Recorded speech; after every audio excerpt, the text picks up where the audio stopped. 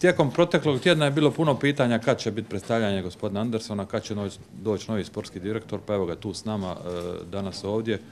Ja neću posebno o njemu trošiti riječi ni vaše vrijeme. Vi ste svi dobro prostudirali, proučili gdje je on sve radio, šta je u svojoj karijeri napravio. Pa ću ovaj put samo dati riječ gospodinu Jensu Anderssonu da se on malo predstavi. On će to odraditi na engleskom jeziku, Jelena će prevoditi, a vi ćete postaviti pitanje onda poslije toga. Yes, first of all, I'm very happy and proud of being here in Hajduk. Prije svega, sretan sam i ponosan što sam u Hajduku. For me, it's a big challenge to come to the club in this moment. I think the club is in a very interesting time of even the process. Veliki mi je izazov u ovom trenutku doći u klub i mislim da je u ovom trenutku klub u vrlo zanimljivom procesu. The club has a great history and I'm sure if we work hard and make the right decisions in the nearest future, we also will have a great future. Ovo je klub velike povijesti i siguran sam da ako budemo se trudili i radili, da ćemo imati i dobru budućnost.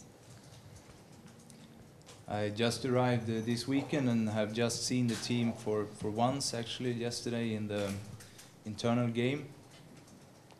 Tek sam došao ovaj vikend i samo sam jedan put vidio momčad i to tijekom njihovog treninga. Saturday's practice was more of a fitness practice. Taj trening u subotu bio je više trening fitnessa, znači vježbe. And I've been watching at the team and the players in the video, in games in the last season and some highlights of some players. Ali gledao sam videa naše momčadi i njihovih utakmica u prošloj sezoni i nekakve izvatke iz određenih utakmica.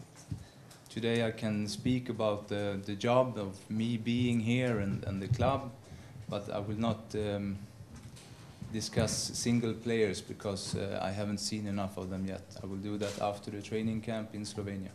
Danas mogu razgovarati o sebi, o ovome poslu i o momčadi općenito, ali ne o pojedinačnim igračima jer ih još nisam imao priliku upoznati, a o tome možemo razgovarati nakon povratka iz Slovenije. I'm not a big fan of telling everyone what to do. I'm more like a guy who wants to start to work first and then we can talk about the work we have done. Znači, nisam osoba koja želi drugima govoriti što treba raditi, više sam osoba koja prvo želi početi raditi, a onda vidjeti što treba napraviti. But I can tell you that we are going to do some things, I think, a little bit different than before. Ali mogu vam reći da ćemo sigurno neke stvari raditi drugačije nego prije. And, one of those things is the scouting of new players. A jedna od tih stvari je skautiranje novih igrača.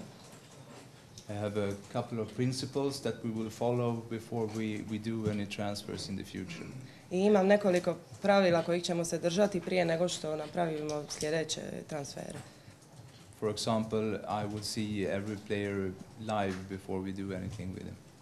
Na primjer, želim vidjeti uživo svakog igrača prije nego što se dogovorimo hoćemo li ga transferirati. For me it was a big challenge. I really looking forward to start work and I've been through almost a similar situation before in my former club. Meni je to veliki izazov i veselim se što ću početi raditi, a u sličnoj sam situaciji bio i u mom prethodnom klubu.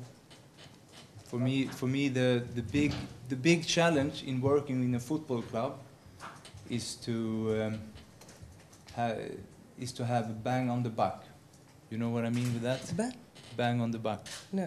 If you put one kuna in, something has to come out on the other side. If it doesn't come out, you should stop put money in that. You know what I mean? Isplativo. Znači, sviđa mu se doći tu jer želi raditi u nogometnom klubu gdje će mu se rad isplatiti. Ivan Turina was the first player I signed as a sport director in AIK. And he was also the last player I extended the contract with before I ended. And after that, tragically, he died. But we have been together for almost every day in 3 years. So of course I have spoken to him about Croatian football And a lot of things, of course. He was, for me, he was a great football player, but he was also a fantastic person. Ivan Turina bio je prvi igrač s kojim sam potpisao ugovor nakon što sam počeo raditi u prošlom klubu, a isto tako zadnji s kojim sam produžio ugovor prije nego što sam otišao iz kluba. Svakako sam pričao s njim tijekom 3 godine s obzirom da smo se intenzivno družili. Pričali smo i o hrvatskom nogometu, pa sam tako dosta saznao i o tom.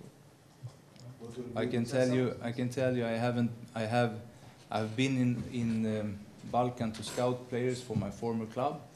But I have not followed the leagues in a daily term. But I have seen matches in Serbia, Slovenia, Croatia. Za svoj prethodni klub pratio sam lige u ovom dijelu Europe, ali nisam pratio sam utakmice, znači radi igrača jer sam skautirao, međutim nisam pratio lige, nacionalne lige zemalja više.